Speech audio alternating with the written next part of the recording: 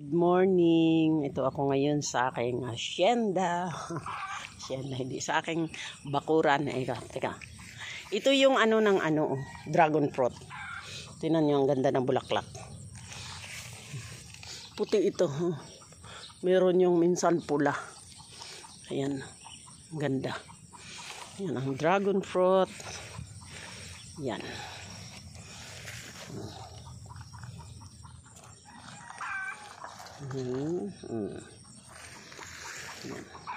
Ito yung dating bukid. Yan ang unti-unti na. Meron na ditong right of way diretso. Hindi pa naubos yan ibenta, kaya kung sino yung gusto pwede pa. Yan. Yan mga dragon fruit yan. Hanggang doon nilagyan ko yung pinalagyan ko yung bakod. Ito pagitan ito pwede nang hindi sana maglagay dito ng bakod. Kaya lang itong lupain sa tagiliran nato medyo ito medyo ano ba tawag dito, yung maano siya sa lupa, kaya pinabakuran ko para walang magiging problema. At saka ito ang napaka-bless sa amin na tingnan mo, sayang kung sa Maynila to marami itong benta. Tingnan mo, napakaraming bayabas na nalaglag. Hindi na akupahan, pinahayaan ko na lang yung mga bata na nangunguha dito para ayan sa taas ang dami.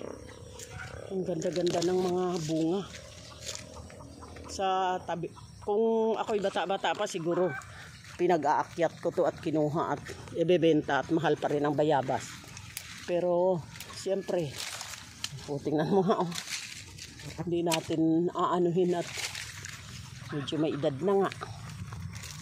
Yan.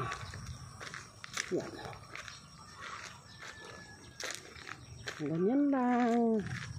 Ito, hito na lang muna ang ilagay. Yan, hito. Yan na. Iba na ang ng lugar nato. Kaya salamat and good morning to everyone. God bless you all.